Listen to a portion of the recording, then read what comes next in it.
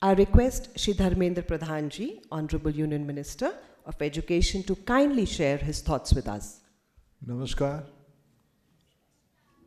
समर्पण समारोह में मंच पे उपस्थित यहाँ के लोकसभा के सदस्य, मेरे मित्र मनोज तिवारी जी, दिल्ली विश्वविद्यालय के वाइस चांसलर आदरणीय प्रोफेसर योगेश सिंह जी,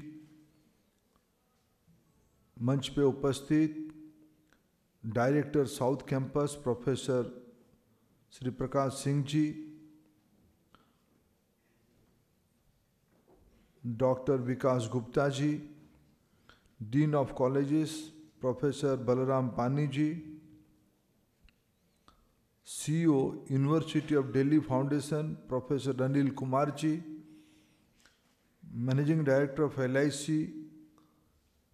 Satpal Bhanu ji, zonal manager LIC mister Bajaj ji, BSES के CSR के प्रमुख दीपक शंकर जी, फिलैंथ्रोपिस्ट IB के पूर्व अधिकारी आदरणीय Udayan Mukherjee ji, deans, principals, head of the department, faculty members, students, अन्य अतिथिगण और पत्रकार साथीगण, मैं सबसे पहले आज जिन बेटियों को और जिन दिव्यांग बच्चों को दिल्ली यूनिवर्सिटी फाउंडेशन की ओर से लैपटॉप तथा दोनों को ही टैब और लैपटॉप दिया गया, ऐसे बच्चों को शुभेच्छा देता हूं। 2025 उनकी जिंदगी में और सफलता लाए, यही प्रभु के सामने प्रार्थना करता हूं। मैं LIC को भी धन्यवाद देता हूं, उन्होंने DU को एक अल्ट्रा मॉडर्न एम्बुलेंस दिया। मैं धन्यवाद देता हूं BSES को, जिनकी ओर से ये स्कॉलरशिप के रूप में लैपटॉप और टैबलेट की मदद की गई। और मैं विशेष धन्यवाद देता हूं आदरणीय उदयन मुखर्जी जी को, जिन्होंने दिल्ली यूनिवर्सिटी फाउंडेशन पे अपना विश्वास जताई और एक कॉर्पस फंड 5 करोड़ रुपया की दिया। ये आदरणीय मुखर्जी जी, ये आपकी इनिशिएटिव, आपकी पहल अन्य लोगों के लिए निश्चित रूप में प्रेरक कारण बनेगा। मैं आप सभी दानदाताओं को भारत सरकार की शिक्षा विभाग की ओर से आभार प्रकट करता हूं। दिल्ली यूनिवर्सिटी को 102 साल हो गए हैं। इनके एफिलिएट कॉलेज और इनकी जो बृहद परिवार, अभी की विद्यार्थी और पूर्व विद्यार्थी जो एक बार दिल्ली विश्वविद्यालय की हिस्सा बनता है, वो लाइफ लॉन्ग उस स्मृति को अपने साथ रखता है। आप सभी के योगदान से देश यहां तक पहुंची है और हम इस प्रकार की एक क्षण पे पहुंचे, एक टाइम पे आए हैं जहां दिल्ली विश्वविद्यालय पहले भी ग्लोबल लीडरशिप पे अपना दक्षता पूरा की दिखाया है। और आने वाले जो 100 साल होगा, पूरा 21st century knowledge based society, knowledge based economy, और हमारी नियति में, इस देश की नियति में, इस देश की भाग्य में ये तय है कि हमें उस मूवमेंट को मोमेंटम देना है और हमें उसको लीड करना है। और मैं जब दिल्ली यूनिवर्सिटी की कैंपस में हूँ और 2025 की प्रथम सप्ताह में आपके साथ मिलने का अवसर मेरे को मिल रहा है, मैं आत्मविश्वास के साथ कहता हूँ कि दिल्ली यूनिवर्सिटी की इसी स्पिरिट से ही हम दुनिया की लीडरशिप लेने वाले हैं। विकसित भारत तो होगा ही, और इसकी मूल विचार कणिका दिल्ली विश्वविद्यालय से ही निकलेगा, जो दुनिया में न्यू ऑर्डर की बात हो रही है, न्यू अप्रोच की बात हो रही है। दिल्ली यूनिवर्सिटी ही उसकी एक बिगर ह्यूमन लैबोरेटरी के रूप में अभी तक जिम्मेवारी लिया है और आने वाले दिनों में भी ये जिम्मेवारी लेगी। मैं आत्मविश्वास के साथ, हम आज एक संकल्प समर्पण समारोह नहीं, ये एक संकल्पना के दिवस है, एक सुगुन के साथ। अभी योगेश सिंह जी ने अपने बखते हुए, योगेश सिंह जी जहाँ जाते हैं वो प्राध्यापक ही रहते हैं, मोटिवेट करते हैं, प्रश्न पूछते हैं और वहीं से उत्तर भी लेना चाहते हैं। तो उन्होंने उत्तर आपसे ले लिया है, आप खुश रहना चाहते हो क्या? तो उस खुश रहने की प्रक्रिया में आपने मेरे को भी एक आत्मसंतुष्टि का एक अमूल्य अवसर दिया। मैं व्यक्तिगत रूप में आप सभी का आभार प्रकट करता हूं। मित्रों, खुशी की अवसर यह भी है कि बीते कल दिल्ली यूनिवर्सिटी की इस 200 साल की इतिहास में एक स्वर्णिम पृष्ठा बीते काल ही जोड़ा गया, जिसमें दिल्ली यूनिवर्सिटी की नॉर्थ कैंपस जहां हम लोग इकट्ठा हैं, साउथ कैंपस भी बन चुकी थी। फॉर्मली कल ईस्ट कैंपस, और मनोज जी तो सौभाग्यशाली है, नॉर्थ ईस्ट दोनों आप ही के पास है, और ईस्ट कैंपस का भी काल माननीय प्रधानमंत्री जी की कर कमल में नींव रखा गया। और सही मायने में मेरे को योगेश जी जब वेस्ट कैंपस के बारे में ब्रीफ कर रहे थे, बड़ा थोड़ा संकोच कर रहे थे, क्योंकि हमारा देश में यूनिवर्सिटी की वीसी एक जमींदार होता है, लैंडलॉर्ड होता है। भारत में 200-250 एकड़ जमीन नहीं होने से यूनिवर्सिटी की मलकियत नहीं आती है, लेकिन दुनिया बदल चुकी है। और दिल्ली में वेस्ट कैंपस एक वर्टिकल कैंपस करके भी कल फाउंडेशन स्टोन रखा गया। इसके लिए भी मैं 14 दिशा में ये पूर्णांग प्रक्रिया दिल्ली यूनिवर्सिटी ने 102 साल में किया और 2025 में किया और 2025 जनवरी 2 में किया। मैं इसका भी आपको शुभेच्छा देता हूं। और रोशनपुरा में एक पुरानी स्थान थी, रोशनपुरा में इस देश की एक सुपुत्र, प्रबल क्रांतिकारी, प्रखर राष्ट्रभक्त वीर सावरकर जी का आपने कल एक नामांकन करके कॉलेज की स्थापना की। मित्रों, वीर सावरकर जी इस देश में, अभी हम आज़ादी का 75 साल 2022 में इस संयोग देखिए, जिस बार हम शताब्दी मना रहे थे दिल्ली विश्वविद्यालय की, उसी साल हम लोगों ने देश की आज़ादी का अमृत महोत्सव बनाया, 75 साल की हमने पालन किया। और इसी साल हमारे संविधान निर्माण की प्रक्रिया की पूरा होने का अमृत महोत्सव हम 2024 को मनाए। 1949 से 2024 ये 75 ईयर की जो प्रवास अभी हम लोग इसकी साल भर मनाएंगे, उस समय में एक प्रमुख संकल्प इस देश ने लिया है कि हमें अगर विकसित भारत होना है तब हमको डीकोलोनाइज माइंड सेट ही लाना पड़ेगा। दासत्व की ग्लानि से हमें बाहर आना पड़ेगा।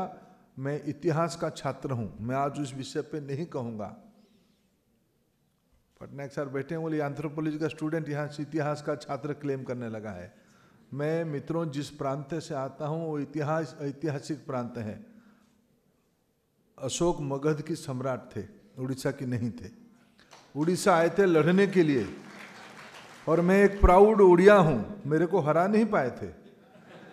वो इतिहास है। मैं आप सबको निमंत्रित करता हूँ, आप उड़ीसा आइए।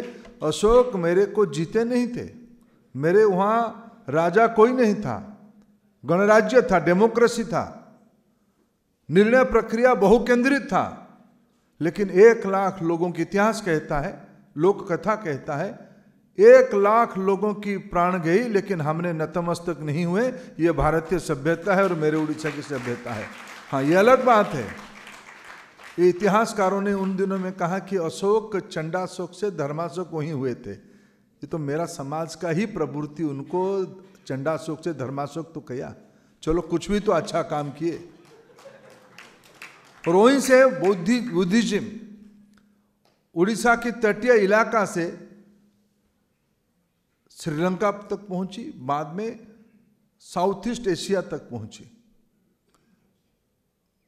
ग्लोबल नेविगेशन में ये जो कोलंबस, मार्को, ये सब की बहुत पहले मेरे राज्य की नेविगेटर नौ वाणिज्य दुनिया के साथ संपर्क हुआ था, ना केवल पूर्व के साथ था, पाश्चात्य के साथ भी हमारी संपर्क था। इसलिए मैं उस विषय पे आज नहीं कहूँगा। कभी दिल्ली विश्वविद्यालय इस देश की इतिहास को, कभी कभी कुछ लोग कहते हैं, आप में से बहुत लोगों को मैं जिनको व्यक्तिगत जानता हूँ, कभी कभी हमको भी आप टीका टिप्पणी करते हो कि आप इतिहास को बदलना चाहते हो। हम इतिहास को बिल्कुल बदलना नहीं चाहते, हम इतिहास को बड़ा करना चाहते हैं। कुछ लोगों की यह प्रयास रहा इतिहास सीमित रहे, इतिहास विजेता का ही रहे। मित्रों, इतिहास दोनों की होती है। जीतने वाला कभी नहीं कहता है कि मैं कैसे जीता, नीति में जीता, अनीति में जीता, तत्व पे जीता, सत्य पे जीता। जीत की विजय होती है। जीत को जीत कहा जाता है, जो जीता वही सिकंदर होता है। लेकिन मित्रों, उसके पीछे बहुत कहानी रहता है। और आज हम लोग लगे हैं इतिहास को सही प्रोस्पेक्टिव में देने के लिए। मित्रों, बीते काल और एक घटना हुई है 2 दिन पहले। हमने भारत सरकार की इंस्टीट्यूशन ICHR की ओर से और NBT की कोलैबोरेशन से हमने जम्मू कश्मीर और लद्दाख की हजारों साल की पिक्चोरियल मोनोग्राफी बनाई है। दिल्ली विश्वविद्यालय इतिहास को सही प्रोस्पेक्टिव में लाएगा, उसको एक सामाजिक चर्चा की विषय बनाएगी।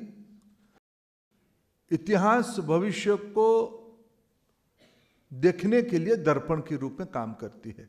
इसलिए इस देश की सभ्यता की सही दर्पण दिल्ली विश्वविद्यालय ही दिखाएगा, ये मेरा पूरा विश्वास है। और सावरकर जी को इस देश की कुछ कॉलोनियल इतिहास के समर्थक, कॉलोनियल माइंडसेट की समर्थक, उनको कभी कहा कि शायद ये अंग्रेजों के साथ समझौता किए थे। मैं उनकी सीमित अध्ययन को मैं ईश्वर को कहूँगा, उनको क्षमा दे। उनको सावरकर जैसे महान राष्ट्रवादी को तरीके अलग अलग होते हैं। शहीद भगत सिंह इसी कक्ष में कारागार में थे। शहीद भगत सिंह जी का एक रास्ता था, पूज्य बापू का एक रास्ता था। ऐसे ही वीर सावरकर जी का अत्यंत देशभक्त के रूप में उनकी एक रास्ता था। कभी कभी तो नेताजी को भी इस देश के कुछ निर्दिष्ट लोगों ने जब सोचा कि इतिहास को हम अपने एक परिधि में रखेंगे, तब उन्होंने नेताजी को भी नहीं छोड़े थे। सरदार पटेल की इतिहास में इतनी स्थान नहीं है जितनी होनी चाहिए था, जिसकी स्वीकृति अभी की प्रधानमंत्री माननीय नरेंद्र मोदी आने के बाद दिए। इसीलिए मैं आज दिल्ली विश्वविद्यालय को पुनः आभार प्रकट करूंगा, धन्यवाद दूंगा। उन्होंने रोशनपुरा की उस कॉलेज की नाम नजफगढ़ में वीर सावरकर जी के नाम पे आपने स्थापित किया, बहुत बहुत धन्यवाद। मित्रों, आज समर्पण दिवस के रूप में समर्पण समारोह आयोजित करके आपने आज 3 कार्यक्रम को आपने शुरू किया है। आपने दिल्ली यूनिवर्सिटी फाउंडेशन का गठन किया है। आपने प्रोजेक्ट सशक्त बेटी, अपने ऐसे कोई नहीं सोचना चाहिए कि कोई हमारे समाज में कोई अनाथ नहीं होता है।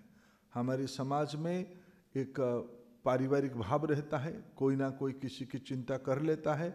मनुष्य को ही हम अपना ही मानते हैं, इस प्रकार की सभ्यता हमारी है। इसलिए ऐसे व्यक्तियों को, वो सिंगल चाइल्ड, गर्ल चाइल्ड हो या समाज की एक प्रमुख हिस्सा हो, उनको आज आपने पढ़ने की, एक आगे जाने की मदद किया। और अत्यंत खुशी की विषय है कि आपने प्रोजेक्ट ई दृष्टि के माध्यम से में भी कुछ दिव्यांग बच्चों को भी आपने आज टैबलेट दिया।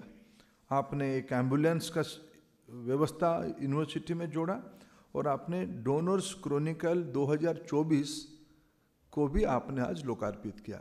ये 4 कार्यक्रम छोटा ही हो सकता है, लेकिन ये अत्यंत दिल्ली यूनिवर्सिटी के इतिहास में निश्चित रूप में शायद पहली बार आपने डोनर्स फेस्टिवल या समर्पण समारोह आपने शायद पहली बार, मेरे संज्ञान में अगर मैं ठीक, पहली बार आपने आयोजन किया। ये शायद छोटा ही आज बीज के रूप में होगा, आज दिख रहा होगा, लेकिन ये एक वटवृक्ष खूब जल्दी ही रूप लेगा, ये मेरा पूरा विश्वास है। और थोड़ा मेरा निराशा भी है, ताली के अंदर में कह दिया, मेरा निराशा है योगेश सिंह जी से निराशा है। योगेश सिंह जी को मैं जितना जानता हूं, भरपूर ऊर्जा से भरे हुए व्यक्तित्व के नाम है योगेश सिंह जी, लेकिन उन्होंने कहा ये 7 करोड़ रुपया इकट्ठा करके और LIC जैसे महाद्रुम से 42 लाख का डोनर लेके, देखो आपका इतना प्रशंसा किया, आपको भी थोड़ा चिंता आनी चाहिए कि 42 लाख देके आपको कितना DU ने सम्मान किया। LIC हमारी देश की आस्था के केंद्र है और दिल्ली यूनिवर्सिटी भारत की हर एक सामान्य बच्चों की एस्पिरेशनल पॉइंट है। इसलिए आप आने वाले दिनों में आप भामाशाह हो, नेशनल ट्रस्ट आपके साथ जुड़ा हुआ है, आप उसमें से मैं खुद को शामिल करता हूँ, उसमें से मैं भी इस काम पे जुटूंगा। लेकिन अगले साल 2 साल में दिल्ली यूनिवर्सिटी फाउंडेशन की कॉर्पस में 100 करोड़ रुपया आना चाहिए सर्वनिम्न। ये योगेश सिंह जी हनुमान वंशज है, हनुमान को पता नहीं, मैंने जब मैं योगेश सिंह जी कहता हूँ मैं बाकी सबको मिला के कहता हूँ। मैं बागी जी को यहाँ दूर से देख रहा हूँ, बागी जी मेरे पास 12 कॉलेज के विषय लेके आओगे, मैं आपको पूछूंगा डोनर्स लिस्ट में कितना इकट्ठा किया पैसा। ऐसे नहीं चलेगा बागी जी, सिर्फ एक तरफा होगा। अब यूनियनिज्म का दायित्व लेते रहिए, डूटा में ये नेतृत्व करते हुए आप और हमारे वो दूसरे मित्र आजकल शायद दूसरे खेमे में चले गए, आदित्य मिश्रा जी ना, है क्या आदित्य जी? हाँ, आना चाहिए ना बीच में। आया हूँ, आदित्य जी मेरे इतने पुराने मित्र हैं, भले ही बागी जी आपके प्रतिद्वंदी है, मित्र तो है ना, मैं भी तो आपका मित्र हूँ। ये संदेश सुन तक भी पहुँचे कि देखिए DU में इस समाज पंडित मदन मोहन मालवीय BHU हैदराबाद के नवाब की जूती उठा के लेके आए थे बनाने के लिए। मैं भी आऊंगा, आप योगेश सिंह जी योजना करिए। दिल्ली यूनिवर्सिटी में इतने पुराने विद्यार्थी हैं, आप उनको मांगिए ठीक से। आप मांगते नहीं हो ठीक से, ऐसे लगता है, आप उनको मांगिए ठीक से। मैं कई प्रिंसिपल्स को दिख रहा हूं, उनकी कॉलेज आपसे ज्यादा इकट्ठा करता होगा। वो भी हो। NEP में एक तत्व लाए हैं कि पब्लिक फंडिंग, भारत सरकार शिक्षा के ऊपर अपनी खर्चा बढ़ा रही है और आने वाले दिनों में और बढ़ाएगी। मैं आपको आश्वस्त करता हूं, मैं आश्वस्त करता हूं आपको। लेकिन मित्रों, हमारे देश की नई पीढ़ी की जो पंख है ना, वो आसमान के ऊपर तक जाने की संभावना रखती है। हमें समाज की हमारी दायित्व है उनको उस उड़ान में हमें प्रोत्साहित करना है, उसके लिए संसाधन चाहिए। और DU में योगेश सिंह जी आप क्या मानते हो कि DU की धनी लोग, संपन्न लोग अपने पारिवारिक उत्सव में अगर एक आइटम बंद कर दे तो हमारे DU की कॉर्पस फंड में मल्टीफोल ग्रोथ हो जाएगी। और मैं किया हूं, मैं ऐसे नहीं कहता हूं मित्रों। मैं प्रधानमंत्री जी के आदेश पे आपने पेट्रोलियम मिनिस्ट्री की याद दिलाई। पेट्रोलियम मिनिस्ट्री में जब मैं था तब संपन्न लोगों को मेरे मन में आया कहीं कि इनको मैं निवेदन करूं, और प्रधानमंत्री जी ने उनको हमने निवेदन किया कि साहब एक बार आप अनुरोध करो कि देश की जो संपन्न लोग हैं वो अपने सब्सिडी छोड़ दे। तब कुछ मित्र मेरे को कह रहे थे कि तुम शायद समाज को तुम्हारा कितना अनुभव है तुम नहीं जानते हो, तुम अत्यंत उत्साह में हो। हम लोग अभी डीटीसी आजकल नहीं चलती है, आजकल मेट्रो चलती है ज़्यादा। यहाँ डीटीसी में कोई अपना बाजू का सीट एक रुमाल रख के जाता है, किसी को नहीं छोड़ता है। तुम कहते हो सब्सिडी लोग छोड़ देंगे। मित्र, हम लोगों ने प्रधानमंत्री जी के निवेदन को देश के लोगों तक पहुंचाई है। 1 करोड़ लोग अपना सब्सिडी अपने से गिव इट अप में किए, अपने आप से छोड़ दिए। मित्रों, बैंक अकाउंट खुलाना ये एक तबके के लोगों के लिए दुरूह व्यवस्था था, अपहुंच थी, कल्पना की परे था। क्योंकि बैंक की सीढ़ी तक पहुंचने में एक बंदूकधारी उनको हटा देता था, तू कैसे आ गया इधर, तेरे मजाल कैसे हुई, तुम बैंक की बरंडे पे चढ़ गया, तेरे जेब में पैसा नहीं है, तेरे कपड़े मैले हैं, तू कैसे सोचा कि बैंक अकाउंट खोल दिया। प्रधानमंत्री जी ने कहा सब गरीबों की बैंक अकाउंट खुलेगा, जनधन खाता खुलेगा, और उन्होंने कहा कि 0 बैलेंस पे खुलवाओ। तब बैंकों ने, तब LIC वाले जानते हैं, तब उन्होंने प्रधानमंत्री जी का मजाक उड़ाया था, ये कौन आ गया, ये कह रहा है 0 अकाउंट में बैंक खोलो। खोला। आज 30 करोड़ से ज़्यादा नए अकाउंट खुले। और मित्रों, प्रधानमंत्री नरेंद्र मोदी जी ने देश की गरीबों के लिए खाता खुलाने की आह्वान किया। बैंकों ने भरपूर जिम्मेवारी ली। प्रारंभिक दिनों में उनके मन में शंका रही होगी, लेकिन उन्होंने भरपूर जिम्मेवारी ली। लेकिन देश की गरीब लोगों ने, सामान्य लोगों ने पीछे नहीं रहा। हजारों करोड़ रुपया डिपॉजिट भी किए, हजारों करोड़ रुपया डिपॉजिट भी किए। इसलिए आप एक बार समाज को मांगो तो सही। और दिल्ली यूनिवर्सिटी मांगेगा नहीं तो कौन मांगेगा। दिल्ली यूनिवर्सिटी की नामी दामी कॉलेजेस नहीं मांगेंगे तो कौन मांगेगा। आप नहीं जानते हो कि आपके प्रति देश की भावना क्या है, देश की विश्वास क्या है, देश की आस्था क्या है। आज हम 2025 में ये तय करें कि हम अपने बच्चों को दुनिया की, और आने वाले दिनों में हमारे यूनिवर्सिटी की इस बार तो ग्लोबल रैंकिंग में हम काफ़ी ऊपर गए। दिल्ली की कई कॉलेजेस NIRF रैंकिंग में निरंतर आगे बढ़ रहे हैं। दिल्ली की कई परिचयों के अलावा एक प्रमुख परिचय है, देश की सामान्य विद्यार्थियों की डेस्टिनेशन दिल्ली है। दिल्ली में आके अपनी जिंदगी को बदलने का सपना इसी दिल्ली में वो दिखते हैं। आके गाँव में सपना दिखते हैं, उसको साकार करने की स्थान दिल्ली है। मित्रों, मैं आज इतना ही निवेदन करूंगा आपके साथ। आने वाले दिनों में दिल्ली यूनिवर्सिटी इस प्रकार की और नई परंपरा, सामाजिक उत्तरदायित्व की नई परंपरा खड़ा करे। देश की रिसर्च इकोसिस्टम पे मित्रों, आप मेरे को किसी विशेषज्ञ ने अभी एक विषय समझा रहे थे। हमारी देश में, दुनिया में क्या हो रहा है और हमारी देश में क्या हो रहा है। हमारी देश में सर्विस इकोनॉमी में भारत विश्व की इकोसिस्टम पे एक लीडिंग पोजीशन पे आ गया है। Service economy, service managerial capacity में, सॉफ्टवेयर बनाने में, उसकी प्रोजेक्ट इम्प्लीमेंटेशन कराने में। मैं अमेरिका की 3-4 राज्यों की गवर्नर से सुना हूं जिनके वहां डिजिटल लिटरेसी भारत की कोई कंपनी कर रही है। इन्फोसिस कहीं कर रहा है, TCS कहीं कर रहा है, भारत की कंपनियां कर रहे हैं। दुनिया की कोई कंपनी नहीं है, कोई कॉरपोरेशन नहीं है जिसकी GCC अभी भारत में नहीं खुल रहा है। इसके अर्थ भारत की इंटेलेक्चुअल कैपेसिटी दुनिया की फिनेंशियल एंड सर्विस इकोनॉमी में अपने स्थान ले लिया है। मित्रों, भारत तेजी से दुनिया की मैन्युफैक्चरिंग हब भी बन रहा है। आज एप्पल फोन की 12% भारत में ही बन रहा है। ये पिछले 4-5 सालों में हुई है, 0 से 12% तक हो गया है। लेकिन मित्रों, और एक मिसिंग लिंक, बड़ा मिसिंग लिंक है। पूरा ग्लोबल इकोनॉमी में सर्विस और प्रोडक्शन, ये कोई भी प्रोडक्ट, जो हम प्रोडक्ट के रूप में उसमें खरीदते हैं उसमें 50% है, बाकी 50% है टेक्नोलॉजी में, इनोवेशन में। ऐसा नहीं भारत उसमें पीछे है, भारतीय उसमें पीछे है।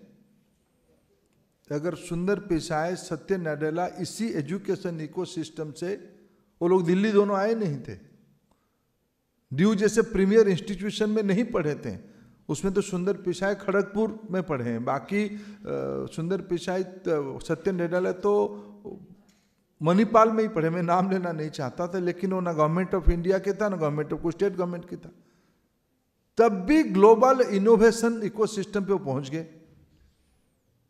मित्रों, मैं 21वीं सदी में भारत की नेतृत्व, इसीलिए दिल्ली कह रहा हूं, दिल्ली में टेक्नोलॉजी इनोवेशन की एक हब बने। मैंने यहाँ आपकी क्लस्टर इनोवेशन बिल्डिंग देखा।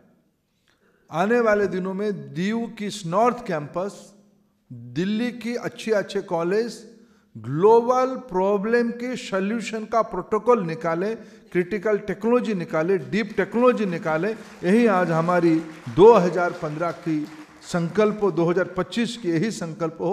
फिर हम इतने सुबह इतनी संख्या में आप आके इन बच्चों को आशीर्वाद करने के लिए आप आज ए गार्डियन, आज ए हैंड होल्डर, आज ए मेंटर आप सब पहुँचे। आप सभी का बहुत बहुत धन्यवाद। नमस्कार।